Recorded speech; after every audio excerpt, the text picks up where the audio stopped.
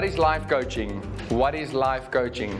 Really, really simple. I'm not going to go through the history of that right now. It just simply states that the history of life coaching comes from the following. A coach was previously referred to in previous centuries, whatever the case might be, as a coach was like a transportation system. I think the word that they use in there is cogsney. It was a transportation system to take goods from one place to another place, or to take people from one place to another place. That is what they use. That is what a coach is. Okay, it's a transportation system. Okay, now they use the word coach as a metaphor to say that this person is now your soccer coach or your rugby coach or your football coach. We're going to take the team from where they are to where they want to go. So the word was starting to be used as a metaphor.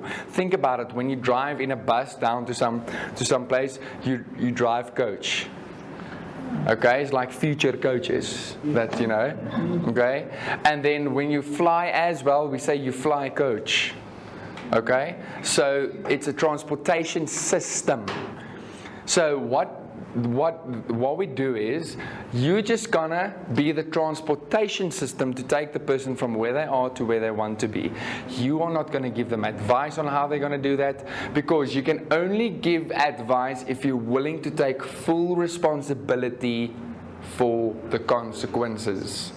So be my guest. Give advice if you're willing to take responsibility. Because if I had to give advice in life coaching, I would have been a bad life coach. But what we're good at is the following.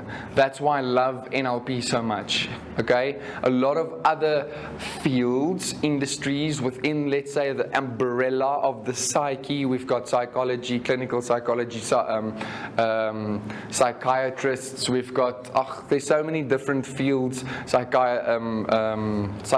There's so many different fields in, let's say, the psyche of the mind. What I like about NLP is a outcomes-based system, which says very often, okay, James, you get into the mud, right? Very often it's like, how does the mud feel? You know, when you wiggle around in the mud, what do you experience? When you take the mud, what texture is the mud like? Okay, and when you do this, and then about the mud, and about the mud, and it's about the mud, and it's about the mud. And when you did that, when did it happen? And when you said, whereas NLP is, do you want to get out of the mud? Yes. Now, how are you going to get yourself out of the mud and becoming really good at that process? Because you are going to become a master in asking questions. Because all of us already know exactly what to do deep inside of us. We have all the answers for whatever we need to do already inside of us. All we need as human beings to take action on our dreams and desires and whatever, to make the change that we want, is we need someone to get that information out of us and get the client to realize that for themselves. Because if you say something to a person, it means one thing. If somebody says something to themselves, it means everything. It's like when you sit in a coffee shop or whatever the case might be, or you have a conversation with a mentor, whatever the case might be, and they talk, and you go from one friend to another friend to get the advice, but the advice that they give you is not in line with what you actually want to do. And then the one that actually tells you the advice that you actually had in your mind, you're like, yeah, that is the advice I'm going to take. Or, true, right?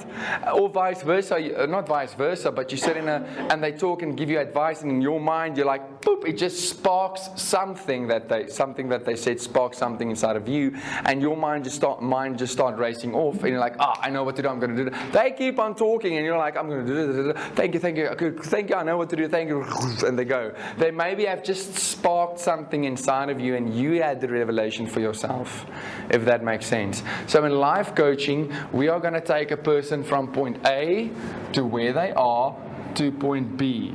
Okay? And we are going to do that by asking really, really good questions and using certain techniques.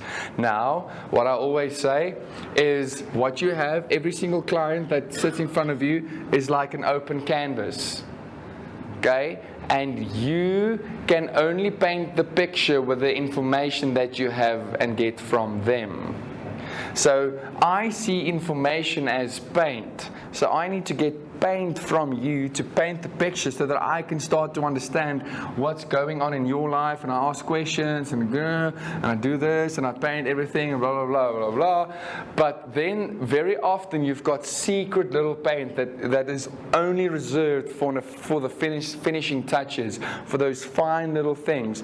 And I need to become really, really good at understanding you, your body language, understanding rapport, understanding how the mind works, how to ask questions and all those things, to get that special paint from you to actually fully paint the picture, to get a clear idea of what is actually going on. And also to become aware of the fact that this is also a subjective picture. Okay? Because it's still coming out of their mouth, out of their perspective. Where NLP comes in is very often we now help people to get from point A to point B, but very often we call there something like a limiting belief. Limiting belief. So let's say that you want to get from point A to point B, you want to do a specific thing. Let's just take a stupid example. You want to become more financially independent. You put certain structures and certain plans in place. You've done certain stuff. You know exactly what actions to take, doing what specific thing to make how much amount of money per what amount of time that you're going to do that. And what happens? You've got everything. You've got your strategy. You've got what you want to do. You've got everything is sorted out. But you don't believe that you are worthy of more. You don't believe that you deserve more. You don't believe within yourself that you are actually that worth, or you are valued at that specific amount.